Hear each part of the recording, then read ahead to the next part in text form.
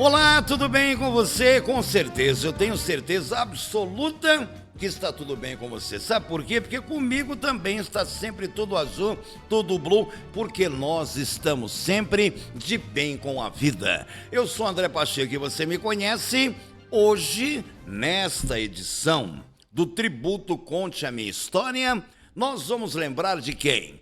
Do Ney Matogrosso, que fez o maior sucesso com o trio Secos e Molhados no início da década de 1970 e depois seguiu carreira solo. Mas é bom lembrarmos que o tributo, que começou como um quadro e hoje é um programa e com uma grande aceitação de muitos e muitos internautas com visualizações e acessos, também é uma responsabilidade do Departamento de Jornalismo do Grupo Metropolitana de Comunicação. Apresentação minha, eu sou André Pacheco e você me conhece, contando com a supervisão e a chefia de reportagens do Enzo de Oliveira e a direção geral do Danilo Teles. Hoje, lembrando a trajetória de um dos maiores artistas do Brasil.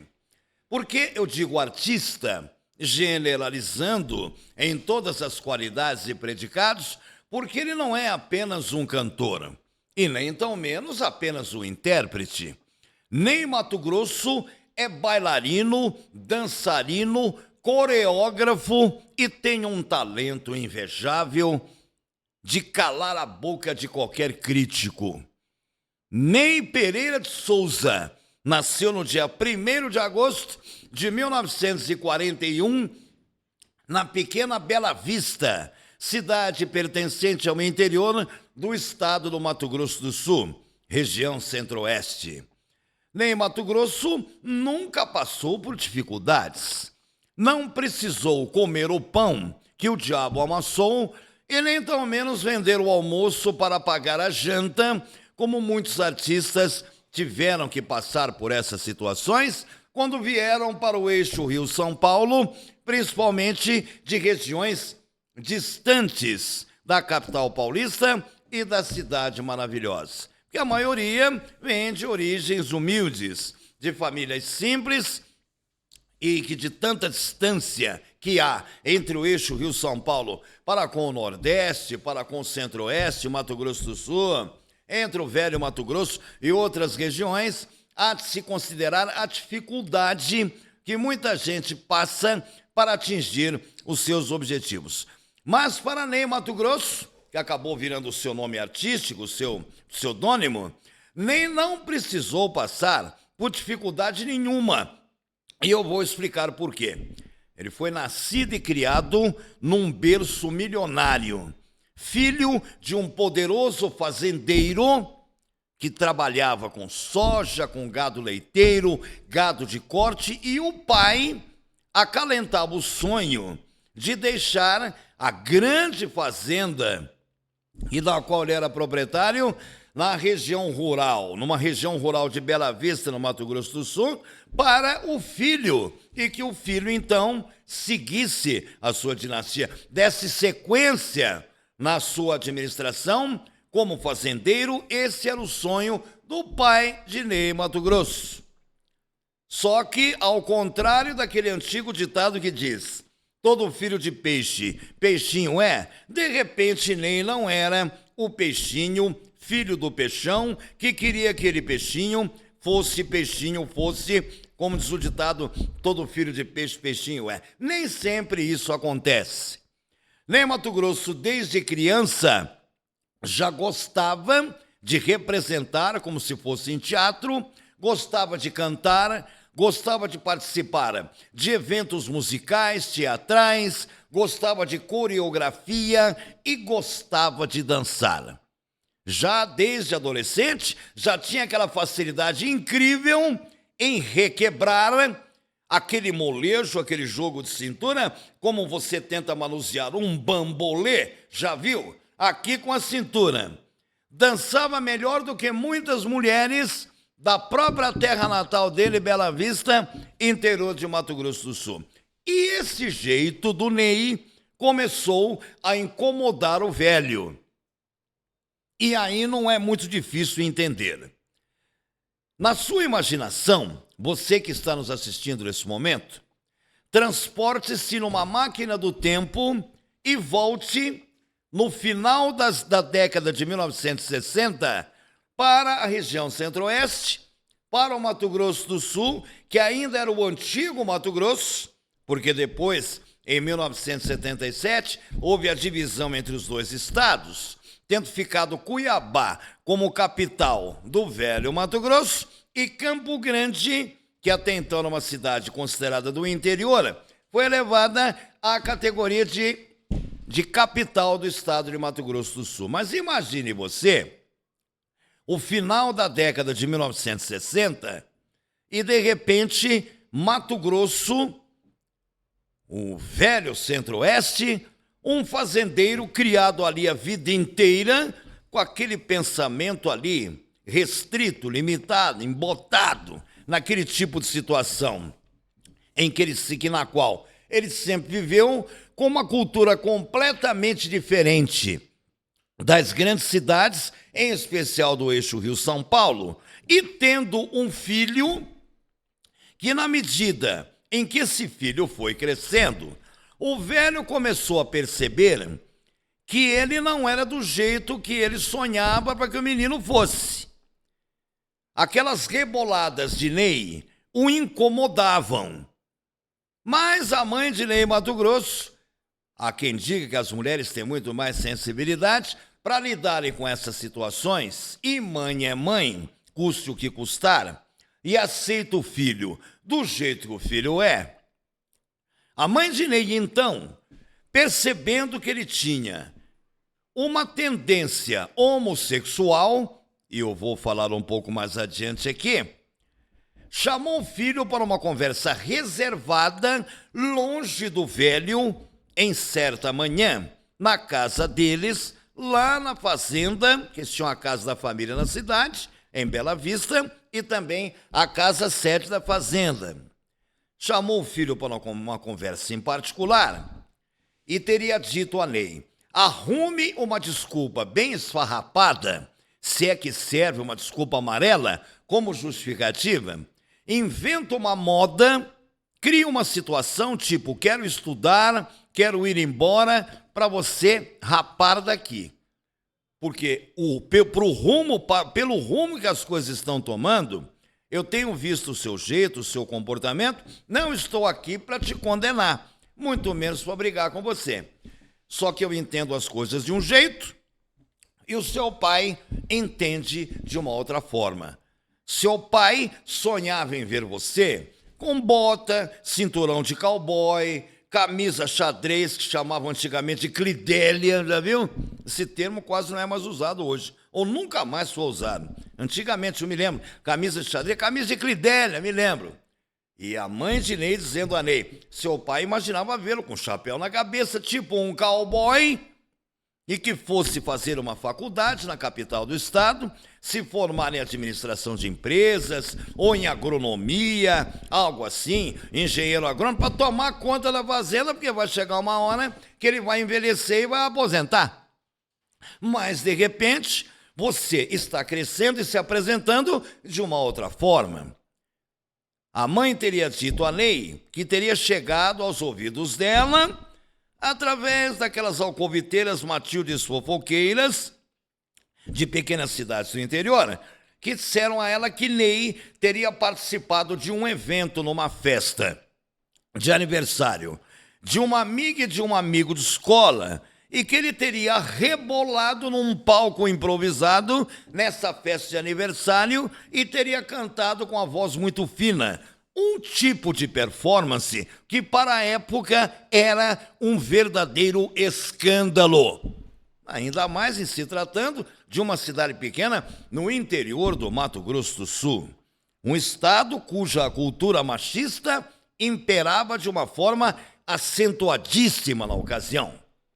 E antes que o velho tomasse conhecimento desse evento, dessa festa de aniversário, a mãe de Ney o aconselhou então a passar uma temporada com a tia, uma irmã dela, a tia de Ney, irmã da mãe de Ney, em Campo Grande, que até então era considerada uma cidade interiorana do velho Mato Grosso, antes da divisão dos dois estados, como eu disse aqui agora há pouco, instantes atrás, que aconteceu a divisão em 1977. Então, ela arrumou as malas e disse a Ney: fique por pelo menos uns 3, 4 meses por lá, que eu vou contar uma história para o seu pai para fazê-lo acreditar que você vai querer estudar e fazer faculdade, etc e tal, e depois devagarzinho você vai construindo a sua vida lá fora, porque do jeito que você está crescendo, vai dar problema.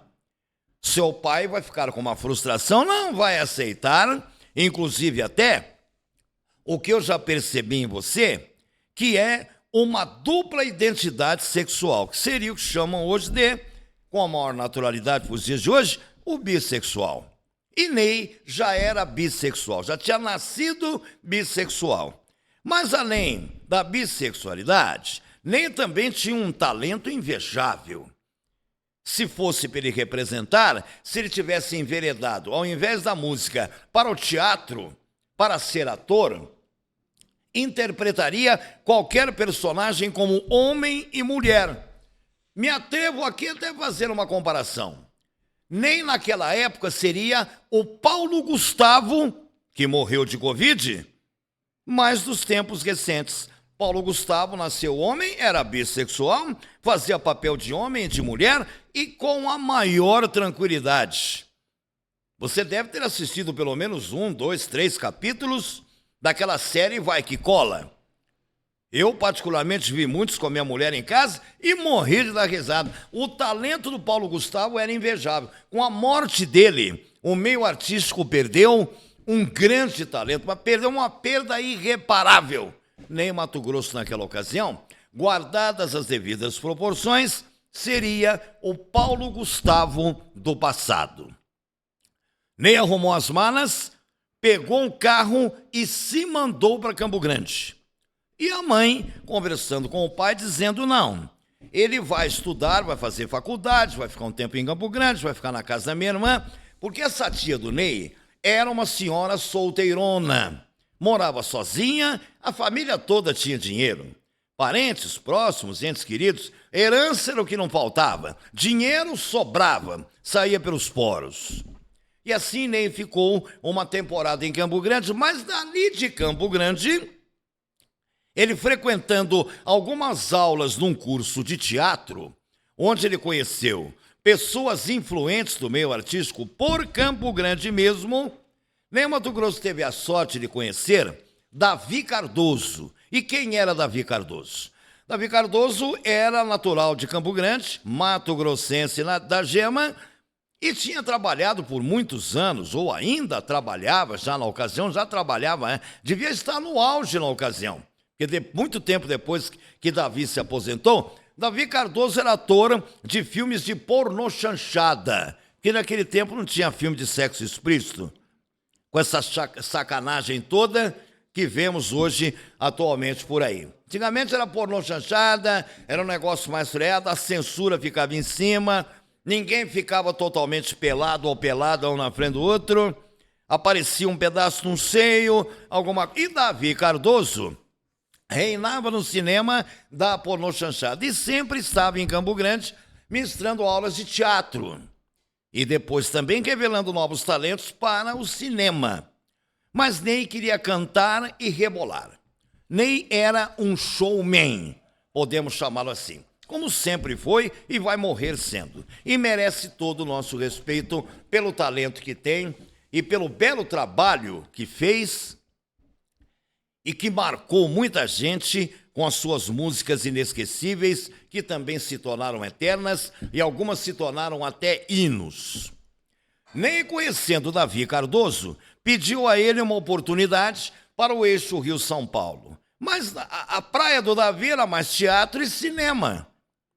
E televisão, para a dramaturgia e a representação. Ney disse ao Davi, perguntou ao Davi se ele conhecia alguém ligado à música, e Davi Cardoso era amigo de 2 rapazes do eixo Rio-São Paulo, Gerson e João Ricardo, que estavam procurando, por coincidência, alguém que tivesse todo um perfil de um showman, para eles montarem um trio e já tinham até um nome bolado para esse trio, que eles queriam arrebentar com um trabalho inédito e com músicas diferenciadas e também até, para a época, seriam personagens bizarros no palco, com as caras pintadas, situação que não era considerada como muito normal na ocasião. Até porque vivíamos um período terrível, tenebroso de ditadura militar. E Davi Cardoso então disse à Ney: você está perdendo tempo em Campo Grande? Vou lhe dar o endereço dos dois amigos que eu tenho, o Gerson e o João Ricardo. E você vai se mandar para São Paulo, que lá você vai encontrar esses dois. Vou ligar para eles, fazer a ponte, pode usar o meu nome à vontade, que eu acho que vai dar certo. E Ney se mandou para São Paulo. E quando chegou, logo no dia seguinte dessa conversa com o Davi Cardoso, Ney se mandou para São Paulo. Largou o carro dele lá, tinha uma caminhonete do pai da fazenda, não quis dirigir todo aquele caminho de lá para cá, porque já são mais de 1.000 quilômetros, veio de ônibus. Nem avião não pegou. Era rico, mas fez questão de vir de ônibus. Pelo menos isso consta no histórico dele. Chegou em São Paulo, procurou Gerson e João Ricardo, que eram dois pretensos estudantes universitários. Um queria ser professor de história, que era o Gerson, e o João Ricardo estava na dúvida entre engenharia ou arquitetura. Mas queriam conciliar com o hobby que eles tinham, que era a música. Eles não sonhavam em serem grandes astros da música a ponto de atingirem as estrelas e as constelações. Queriam fazer daquilo um hobby que poderia ser uma brincadeira de final de semana, mas acabou não sendo. Quando o Ney os conheceu, o chamou para um ensaio e deu as dicas das roupas que eles poderiam usar. E nem com as mudanças e entonações de voz, e depois indo ao encontro da ideia que Gerson e João Ricardo tinham, com as caras pintadas, e o nome que era sugestivo, Secos e Molhados, em alusão a um armazém que um avô do Gerson tinha tido no passado em São Paulo. E você deve ter visto isso escrito em bancos de praças ao longo de uma vida. Lembra? Mercearia Secos e Molhados, Armazém Secos e Molhados, em cima desse nome de um estabelecimento comercial, que tinha sido de um avô materno do Gerson, um desses integrantes, daí a razão pela qual do nome Secos e Molhados. E começaram a ensaiar. E Ney começou a criar letras e colocar ritmos e começou a rebolar. Aí, naquele ritmo, imaginem vocês, né? E mudando a voz, o bandido coração não tem amor pra dar. Quer dizer, seria uma mistura de Carmen Miranda, alguma coisa com qualquer outra artista que deixou saudades através do tempo. Há quem diga que ele lembrava um pouco de Carmen Miranda misturado com qualquer outra artista, mulher que tivesse atriz, dançarina, e com a facilidade que tinha para rebolar, e requebrava da cintura para baixo que não havia quem segurasse. Parecia que tinham passado graxa, vaselina ali, porque ninguém segurava o quadril do Ney. Era um dom dele. E a mudança de voz, porque quem vê o Ney conversando, naturalmente, sabe que aquilo é uma representação no momento em que ele muda a voz. Aí criaram os Secos e Molhados. E qual era a ideia? Tocar nas noites de São Paulo e, se possível, migrarem também para o Rio de Janeiro. E conseguiram. Porque, de repente, Gerson tocava bem guitarra, João Ricardo contrabaixo. Tinha baterista, mas eles queriam atuar em 3, fazendo mais um coral. E o Ney com aquela facilidade para rebolar e mudar o tom da voz. O que aconteceu? Criaram uma letra e colocaram uma música que chamava O Vira. E aí o Ney, no primeiro ensaio, rebola, muda a voz, pinta a cara, coloca uma pena que parecia de pato na cabeça, e os outros dois também não eram diferentes, e ele começou O gato preto cruzou na estrada, passou por debaixo da escada, e Gerson e João Ricardo entrando fazendo um coro. E lá no fundo azul, na noite da floresta, vira, vira, vira, vira, vira, vira, homem, vira, vira, e vira, vira, lobisomem. Virou uma música de trabalho. Vira, vira, lobisomem era o nome da música. Virou música de trabalho. Depois eles fizeram mais uma meia dúzia e conseguiram lançar um disco. Não demorou muito para que eles fossem notados. Cantando em barzinhos, aqui, ali, acolá em São Paulo, empresários e olheiros que estavam esparramados pelas noites paulistanas, que São Paulo é um lugar onde acontece tudo. Basta você estar no dia certo, na hora certa, nos lugares certos que as oportunidades aparecem. E no Rio de Janeiro também não é muito diferente. Mas a coisa aconteceu mais para o trio em São Paulo. Nascia ali numa indicação de um empresário muito influente chamado Marcos Lázaro. Esse empresário, inclusive, já morreu, mas lançou muita gente boa, tirou do anonimato e jogou para o estrelato, e não foi diferente com os Secos e Molhados. Ney, Gerson e João Ricardo gravaram o primeiro disco e o Vira, Vira, Vira, Lobisomem, o Ney rebolando e mudando a voz, e vai daqui, vai dali. Um artista completo. Gerson e João Ricardo ficavam mais no coral, no coro, emendavam o que Ney dizia e repetiam algumas estrofes e tal, mas com as caras pintadas. E os Secos e Molhados foi o trio que mais circulou pelo Brasil na década de 1970. O momento do auge deles, o auge dos Secos e Molhados, foi no ano de 1973 até 1974. Por todas as capitais do Brasil, que você possa imaginar, os Secos e Molhados passou. Inclusive por várias cidades do interior, passando por aqui, passando por Campinas, passando por Ribeirão Preto, e lotando ginásios, e lotando anfiteatros, e teatros, arenas a céu aberto, muita gente ficando para fora com o ingresso na mão. Era um verdadeiro sucesso. Mas Ney Matogrosso queria muito mais. Ele queria seguir adiante em dado momento, depois de um certo tempo, porque Gerson e João Ricardo também tinham outros ideais, mas eles não acreditavam que eles iriam voar tão baixo.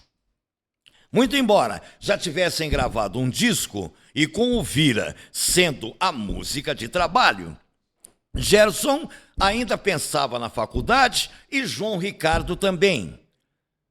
E nisso eles começaram a falar sobre esse tipo de assunto nos ensaios. E de repente essa conversa começou a irritar Ney Matogrosso, que não pensava em estudar, que não pensava em fazer outra coisa na vida, a não ser viver da música e da dança.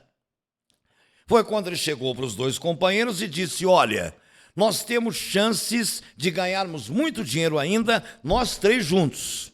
Shows é o que não falta para a gente. Já gravamos o primeiro disco, aguardamos agora as possibilidades de outros lançamentos. Vamos ter que produzir músicas e letras e outras coreografias de dança, aproveitarmos o momento que estamos no auge, porque senão tudo passa e daqui a pouco ninguém vai lembrar que a gente existe. E eu não quero voltar para o Mato Grosso do Sul, eu não quero saber de tocar a fazenda do meu pai, eu não sirvo para isso. Meu pai que se vire e coloque quem ele quiser lá, que eu também estou pouco me lixando com o dinheiro do meu pai, que eu quero viver do jeito que eu quero. Agora, ou vocês vão estudar e fazerem suas faculdades e seguirem seus caminhos cada um, e que Deus os abençoe, é o que eu mais desejo do meu coração, Ney Matogrosso disse a eles. E eu fico sozinho e sigo carreira solo, ou vocês seguem comigo. Mas aí a convivência já começou. Sabe aquela história? O preço da convivência? A convivência já começou a trazer problemas. Depois de 2 anos, entre 1975 e 76, até 1977, eles começaram a ter problemas, já não falavam mais a mesma língua, já não falavam mais o mesmo idioma, chegaram a lançar mais 2 discos de vinil, e os shows continuaram, a grana estava entrando. Mas, de repente, alguma coisa faltava na vida do Gerson e também do João Ricardo. Eles queriam um curso superior. Um queria fazer arquitetura ou engenharia e optou pela arquitetura, e o outro queria estudar história. Foi quando o Ney se reuniu com eles, já no final do ano de 1977, e disse: olha, a partir de hoje, os Secos e Molhados não vai existir mais. Até porque eu percebi que pelos rumos que vocês querem tomar, vocês não vão voltar para a música, eu estou antevendo o futuro de vocês. Talvez lá adiante vocês estarão casados com as suas mulheres, com seus filhos. Os dois, Sinei era bissexual, Gerson e João Ricardo eram heterossexuais. Sonhavam com casamento, em terem suas mulheres, seus filhos e constituírem suas famílias. E Ney diz: vocês não vão mais voltar para a música. Eu vejo que na vida de vocês a música foi uma coisa passageira. Lamento muito, porque vocês são muito bons. Poderíamos, os 3 aqui, fazermos muito mais sucesso. Mas diante dessa opção, vocês sigam suas vidas e os Secos e Molhados acabam aqui. E eu vou seguir carreira solo. E Gerson e João Ricardo, semanas depois, simplesmente evaporaram. Desapareceram na névoa do anonimato. Quase nunca mais a imprensa falou de Gerson ou de João Ricardo. E Ney Matogrosso, que se consagrou como exímio bailarino, dançarino e cantor, conseguiu então dar prosseguimento na sua carreira solo, ou seja, tocar o barco sozinho com a ajuda de Deus. E começou a produzir músicas que começaram a entrar como trilhas sonoras de novelas da Rede Globo de televisão, sendo sempre, na maioria das vezes, músicas de abertura, músicas de aberturas de várias novelas, como Marrom Glacê, Vereda Tropical, Pecado Rasgado. Pecado Rasgado, isso no ano de 1978 já. Nem entrou, mas entrou com tudo na carreira solo. E a primeira novela, cuja uma música dele acabou sendo o tema de abertura, foi a novela Pecado Rasgado, em 1978. Quando ele entrava e cantava: não existe pecado do lado de baixo do Equador. Vamos fazer um pecado rasgado, suado a todo vapor. Deve tocar nas rádios até hoje. Danilo Teles, você deve ter na sua rádio também, meu querido. Na rádio que é junto com a TV Metropolitana. Pode ouvir essa música aí. Depois aquela que outro que o bandido, bandido coração, não tem amor pra dar. Essa não foi abertura de novela, mas entrou em trilha sonora de novela. Depois teve O Jogo da Vida, uma novela das 7 também, Vida, Vida, que mais te quer ainda, e era o maior sucesso também, entre outras novelas também, no horário das 6, Paraíso, lembra? O paraíso começa é só olhar num sorriso, parararara, pá, pá, pará, sucesso também. Entre outras e outras músicas, algumas entraram até no ritmo discoteque. E Ney foi levando a sua carreira, decolando, passando por Urano, Netuno, Plutão, como diria o velho astrólogo, até chegar aos anéis de Saturno. Fez o maior sucesso e, àquelas alturas, tendo feito muitas músicas que se tornaram temas de aberturas de trilhas sonoras de novelas, Ney não estava mais voando baixo. Ney já estava nas estrelas e nas constelações. Àquelas alturas, o pai de Ney nunca se manifestou. Àquelas alturas, o pai de Ney nunca tinha se manifestado a favor ou contra, sabendo que o filho já tinha se tornado uma figura popular. e que era conhecido não só no Brasil inteiro, como também em países da América do Sul, onde ele fez turnês em carreira solo, cantando e rebolando sozinho, claro, com a ajuda de Deus, e fazendo o maior sucesso. O velho nunca tinha se manifestado, mas a mãe veio diversas vezes visitá-lo no eixo Rio-São Paulo, porque nem ficou anos e anos e anos sem pôr os pés em Bela Vista, sua terra natal, e muito menos na fazenda onde o velho tomava conta, que já estava com idade avançada, tinha passado da hora de aposentar, mas o sonho do filho para tomar conta da fazenda se desmanchou, feito um castelo de areia quando bate o vento na praia assim. Lembra daquelas estátuas que o Tonho da Lua fazia? Escultura na areia, na novela Mulheres de Areia? Quando ele acabava de fazer uma escultura, ele fazia aquela estátua, aquela escultura, passava, batia um pé de vento, desmanchava tudo. Ou vinha uma onda mais brava, quando o mar ficava revoltado, levava tudo. Assim se desfez o sonho do pai de Ney Matogrosso, que não teve o filho para tomar conta da fazenda, mas teve o filho que, com seu talento como artista, tomou conta do Brasil inteiro e de toda a América do Sul. Em 1983, Ney também entrou com outros sucessos também, em trilhas de novelas. Amo tanto de tanto amor, acho que ela bonita, tem um olho pestanejar e outro que agita. Não sou do ramo, estou tentando imitar. Nasci para comunicar e não para cantar. E vou morrer sem saber cantar. Deus não me deu esse dom. Mas fico feliz com o dom que Ele me deu da comunicação, que do qual nunca me envaideço, e sempre agradeço todas as noites, nas minhas orações antes de dormir, porque com esse dom, Deus me deu a possibilidade de eu ter o meu ganha-pão. Como o ganha-pão de Ney era mudar a voz e rebolar. Então voltemos ao Ney. Ele já em 83, fazendo sucesso, chegou a fazer até duetos com a Rita Lee. E aquilo arrepiou a todos. Imaginem vocês, a Rita Lee com aquele espírito roqueiro e Ney com aquele espírito misturado de lambada com forró, com qualquer outro tipo de coisa. Dançava tudo quanto é ritmo e cantava do jeito que você quisesse. Ney chegou a gravar até algumas músicas em ritmo de bolero, agradando a velha guarda, as gerações passadas, do seu pai, da sua mãe, do seu avô, da sua avó, e por aí vai. Do ponto de vista íntimo, então vamos lá. Todo mundo sabe que o Ney Matogrosso sempre foi bissexual. Ney Matogrosso, vamos lá, uma coisa de cada vez.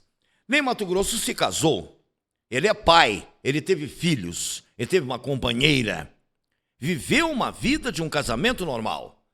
Mas nada o impediu de ter os seus namorados, entre aspas.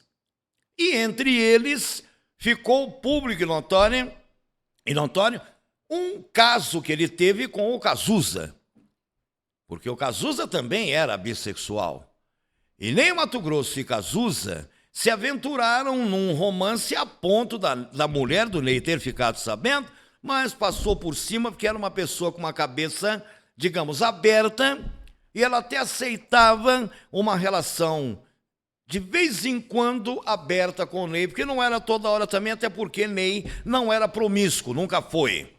Sempre foi um ser humano reservado, caseiro, nunca gostou de muita bagunça e nunca se aventurou em situações que pudessem deixá-lo com uma má fama.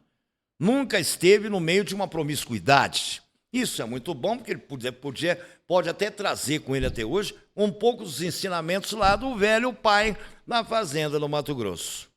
Nem teve um caso com o Cazuza? Claro, é óbvio. Teve um caso com o Cazuza antes do Cazuza ficar doente.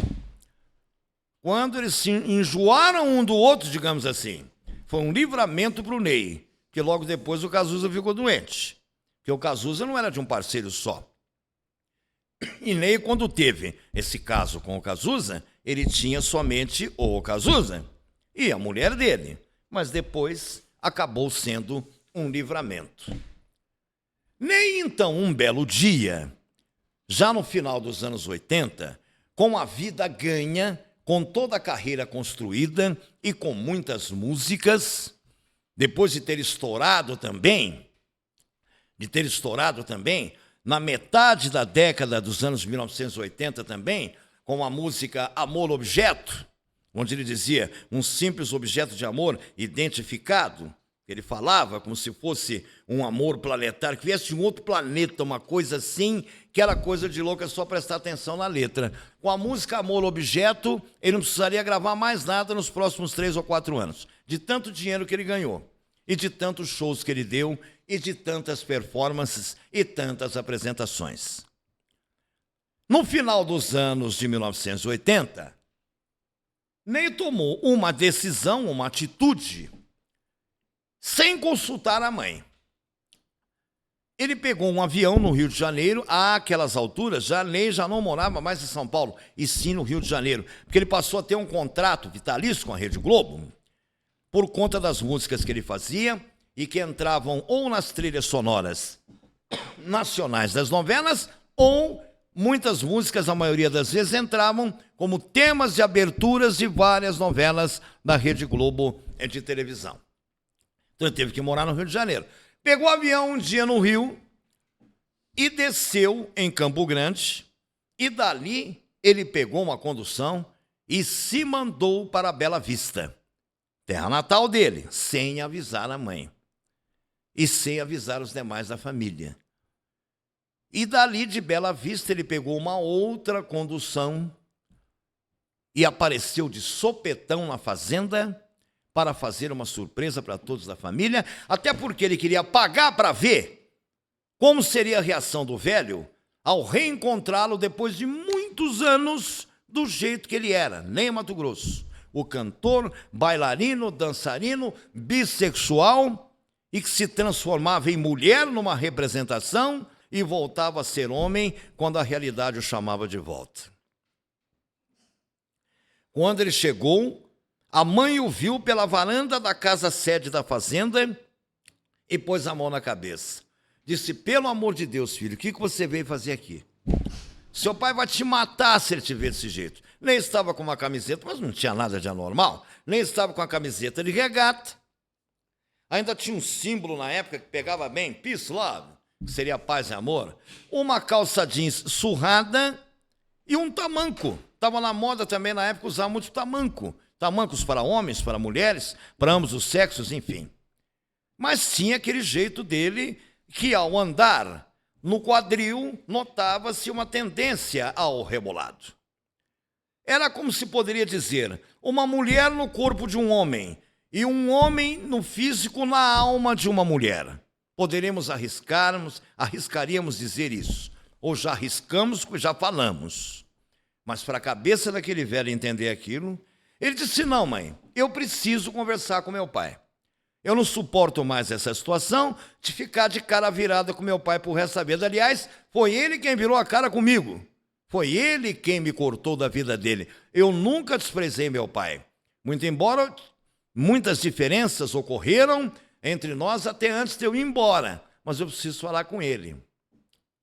Aí são aquelas coisas que pouca gente sabe. O pai estava no escritório de uma outra casa que fazia parte da sede da fazenda. E nem foi. E a mãe chamando: volta, filho, vamos evitar o pior. Porque o pai, digamos assim, era um tanto ignorante. Não aceitaria aquela coisa de jeito nenhum. Quando o Ney chegou perto do escritório, que o velho viu e bateu o olho nele. Sabe esses chicotes que você dá no lombo do cavalo para puxar a charrete? Sabe? E tá no lombo do cavalo, você vai com a charrete a 300 por hora, se você quiser. Ou daqueles que você bate no cavalo também, mas para bater no cavalo que você está montado, basta 2 tapas aqui, o cavalo vai. E você puxa ele aqui pela rede, né, as cordas, enfim. Mas ali aqueles chicotes de bater no lombo do burro para puxar a charrete. Quando o velho viu aquilo, o velho desesperado e pulou a janela do escritório, nem deu a volta para sair pela sala. E com aquele chicote na mão: some daqui, seu vagabundo! Desaparece daqui! E xingou o filho de tudo quanto é nome que você pode imaginar. aplicando adjetivos depreciativos que na época não configuravam crime de homofobia, como tipo, some daqui seu viado, seu bicha louca, sua boneca, vagabundo sem vergonha, que você me desonra, que você jogou o nome da nossa família na lama, aquelas coisas típicas de ideias provincianas de pequenas cidades do interior, e ainda mais para aqueles lados lá. De lá para cá, muita coisa evoluiu para melhor, eu tenho certeza que sim. Então, Ney teve que correr para não ser lambido no chicote, e o velho correndo atrás dele. A sorte foi que, alguns metros adiante, o velho pisou num buraco, ele usava aquelas botas que vinham até aqui no joelho, e o velho tomou um tropeção e caiu em cima de uma horta, onde tinha alface plantado ali, com outras verduras e tal. O velho meteu a cara naquilo ali, o jardineiro da fazenda tinha acabado de jogar uma água ali, encheu o velho de lama, aquela coisa, e o Ney voltou para a casa da mãe, e a mãe disse, ó, daqui você já pega essa reta e vai embora, nem tira a mala da condução que te trouxe. Porque ele tinha levado roupa para ficar lá um mês. Pode voltar para o Rio de Janeiro, porque aqui não tem condição. Seu pai nunca vai aceitar esse tipo de coisa. É melhor você voltar para lá, porque lá você vive do jeito que você quiser, e eu periodicamente vou te visitar. E os demais da família também, mas com o seu pai não tem acordo. O seu pai não aceita o jeito que você é, o jeito que você vive. Muitas vezes a televisão ligada em casa e você aparecia com shows na Rede Globo, dando entrevistas, o seu pai desligava. Ou quando o seu pai não desligava, ele saía da sala. E uma vez eu precisei desligar, porque o seu pai avisou. Mais uma vez que eu vi esse bicha louca na televisão, que eu renego como meu filho, que eu esqueço, que nunca mais, que um dia eu reneguei, que não vai ser meu filho nunca mais, eu vou meter um tiro nessa televisão. E como o velho prometia e cumpria, era fora do cabo, meio da pá virada. Então, um dia, numa cena em que nem aparecia na televisão, a mãe contou. Eu precisei desligar a televisão quando ouvi o seu pai chegando, porque senão ele estourava a televisão na bala. O velho tinha uma espingarda lá de caçar perdizes, daquelas que estouravam uma parede como essa aqui e dava medo. Tinha cartucheira 12 de cano cerrado, aquela coisa. Se comportava o pai de Ney como, digamos, o personagem Antônio La Selva, que foi interpretado pelo Tony Ramos recentemente, na última novela das 9, que terminou há pouco tempo atrás aí, que era Terra e Paixão. Era tipo Antônio La Selva, pronto. Pode-se dizer também com a atual novela, tipo Zé Inocêncio, tipo Coronel Bellarmino, e por aí vai. E assim as coisas são pelo interior aí até hoje do centro-oeste, da Bahia. Por isso essas novelas retratam um pouco da realidade que ainda persiste nessa mentalidade de coronelismo que tem para aqueles lados lá. No Nordeste não é diferente, enfim. Ney então não teve outra alternativa. Voltou para o Rio de Janeiro e para São Paulo e para a sua vida. E já não precisava mais ficar se matando, passando noites em claro, para bolar novas letras e músicas, porque ele já tinha muitas que tinham se tornado hinos e eternas. Ney cansou daquela correria do Rio de Janeiro e resolveu, então, se afastar um pouco para o interior do estado, ali entre o Rio e Niterói. Niterói é a região metropolitana do Rio. É praticamente Rio de Janeiro. Se o Rio crescer muito para lá nos próximos 30 anos, vai engolir Niterói, que vai virar um bairro do Rio de Janeiro. Ney ali construiu uma casa, uma espécie de uma casa perto de algumas chácaras. E sabem o que Ney começou a fazer? Ele começou a criar corujas, porque certa noite, era uma região de mata muito gostosa lá, foram fazer uma matéria com ele pela Globo lá em certa ocasião, e ele recebeu a equipe de repórteres com o maior carinho, recebeu a todos na casa dele, e depois ele confirmou tudo que ele disse nessa reportagem numa entrevista que ele concedeu ao Jô Soares, falando que ele não entendia o porquê da maioria dos seres humanos não aceitarem a coruja como um pássaro normal, porque segundo lendas, né, e essas crenças que o Brasil é um país muito místico, né, cheio de crenças e superstições, e nem dizendo nessas superstições e crenças, coisas cheias de misticismo, as pessoas veem as corujas como um sinônimo de mau agouro, Jô. O Ney disse ao Jô Soares: São criaturas encantadoras, são apenas pássaros noturnos. Uma noite, uma entrou na minha casa e foi comer alguma coisa na cozinha. Eu vi que ela estava com fome, porque tinha tido um problema de desmatamento perto de onde eu estava morando lá, por causa de queimadas em época de seca. O habitat delas foi destruído, elas ficaram sem alimento. E eu dei comida para aquela noite, na outra noite já vieram 2, na outra vieram 5 e hoje eu tenho 10 corujas dentro da minha casa. Eu improvisei um quarto para elas dormirem um dia inteiro, porque são pássaros noturnos. Aí é que entra aquela questão da superstição, porque elas têm uma rotina, como se comportam os vampiros nas lendas. Dormem durante o dia, feito morcegos, e saem à noite para chupar o sangue dos outros. A coruja não é nada disso, ela é apenas um pássaro noturno. E hoje eu tenho 10 corujas em casa. À noite elas saem. E eu deixo uma porta aberta no fundo da minha casa, que dá de frente para uma chácara vizinha. Elas entram e ali ficam. E elas vêm e voam, algumas vêm no meu ombro, outras vêm na minha cabeça, e eu convivo com elas, e são criaturas amáveis e dóceis. Aquilo já serviu para todo mundo entender o quanto a sociedade se engana com histórias e lendas. Só que o capítulo final foi o seguinte: há um certo tempo atrás, Ney recebeu um telefonema na sua casa, dando conta de que seu pai estava muito doente. Sua mãe o avisou. Idade avançada, mais de 90 anos, e Ney, então, criou coragem mais uma vez, só que dessa vez ele avisou. Desta outra vez ele avisou: mãe, estou indo. Se eu não me acertar com meu pai agora, nunca mais. Vai ficar por conta da eternidade, vou entregar nas mãos de Deus. E Ney pegou o avião e chegou a tempo na fazenda de ver o pai dar os últimos suspiros na cama, moribundo, doente, acometido de uma série de problemas que acabou dando falência múltipla dos órgãos. Ney entrou no quarto, o velho com os olhos semicerrados. Ney criou coragem, se aproximou da cama, pegou o velho pela mão e disse: pai, eu estou aqui. E sabem quais foram as últimas palavras do pai para o Ney?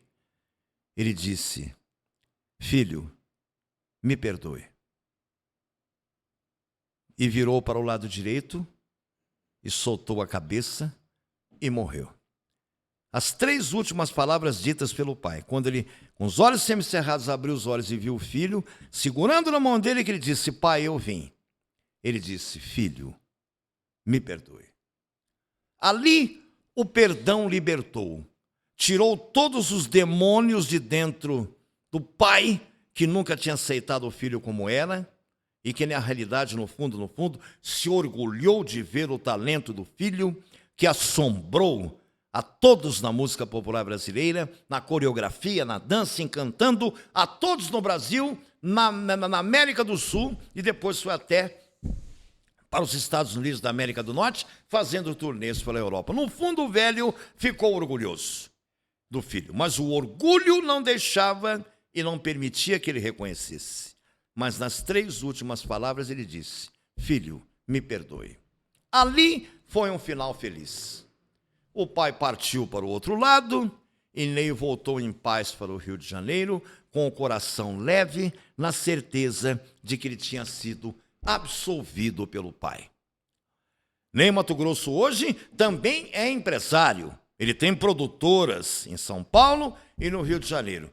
Não vai voltar para Bela Vista, porque aquele lugar, ele disse, não tem nada a ver comigo em termos de planejamento de vida. Nem depois de velho, quando eu ficar aposentado, eu vou detestar uma vida ociosa. E lá é uma cidade pequena e com a fazenda eu nunca sonhei. Ficou para parentes meus. Depois também com a morte da mãe, ficou a tia que também se foi e tudo acabou se acertando. Ney Mato Grosso hoje tem 82 anos de idade. Ele nasceu no dia 1º de agosto de 1941, como eu disse aqui, no início de mais essa edição do Tributo. Merece todo o nosso respeito. Grande artista, grande talento e que também faz de nós brasileiros orgulhosos, que para quem diz que é só norte-americano que arrebenta, nós temos muitos sucessos de muitos talentos daqui, da nossa terra, que é o nosso Brasilzão velho de Deus. Ney Mato Grosso foi o nosso homenageado hoje no Tributo Conte a Minha História. E você pode anunciar comigo aqui, que eu posso contar a sua história também. Vou formular mais uma vez o convite para você. Você pode anunciar o tributo comigo, seja você de qual segmento que for do comércio, você que tem a sua loja, churrascaria, restaurante, você que tem a sua academia, você que tem, seja a repartição que for, você que tem o seu mercado, sua mercearia, anuncie comigo aqui no tributo, porque você vai ter o retorno que você precisa, porque você sabe, a propaganda é a alma do negócio. E mais do que a propaganda, que é a alma do negócio, anunciando comigo aqui, você vai me ajudar, eu vou te ajudar, vamos nos dar as mãos. Até porque eu posso aproveitar também aqui no tributo e contar a sua história. A história da sua família, a história de toda a sua vida, a história de tudo que aconteceu com você desde que você veio ao mundo. E quem não gosta de recordar? Porque a vida é como a água que passa debaixo de uma ponte de um rio. Ela não vai voltar, mas o passado fica retido na memória da gente e é sempre bom a gente lembrar. O sentimento de saudade nem sempre nos castiga e fustiga e nos corrói. Ele também nos traz emoção. E eu posso contar aqui a sua história. Você pode entrar em contato comigo pelo meu celular, prestadora 11 94301 7325. Prestadora 11 94301 7325. Você pode entrar em contato comigo também pelo Instagram, André Pacheco 2024. Instagram, André Pacheco 2024. E também pelo meu e-mail, ampandrepacheco@gmail.com. ampandrepacheco@gmail.com. Eu aguardo o seu contato para a gente se conhecer pessoalmente. Eu faço uma visita para você aí no seu comércio, na sua loja, na sua repartição, seja em qual segmento que for. Tomaremos um café juntos, podemos até almoçarmos juntos, para a gente se conhecer pessoalmente. Faço um preço bom para você. Anuncie comigo aqui no tributo. A propaganda é a alma do negócio. Aí eu aproveito e conto a sua história. Contando, como sempre, com o apoio e a responsabilidade do Departamento de Jornalismo do Grupo Metropolitana de Comunicação, eu, André Pacheco, me despeço aqui. Mas vou voltar, é claro. Como a gente fala sempre brincando, por falta de adeus, até logo, que aqui não tem adeus. Porque teremos um novo encontro marcado em breve, com mais uma edição do Tributo, que está voando baixo aqui, na Rádio e TV Metropolitana de Piracicaba. Contando com assistência e a prestação de serviço da supervisão e chefia de reportagens do Enzo de Oliveira e com a direção geral do Danilo Teles, eu, André Marcos, digo para você, a gente se vê na próxima e vai ser em breve. Um forte abraço a todos e até a próxima sexta. E a próxima segunda também. Até lá.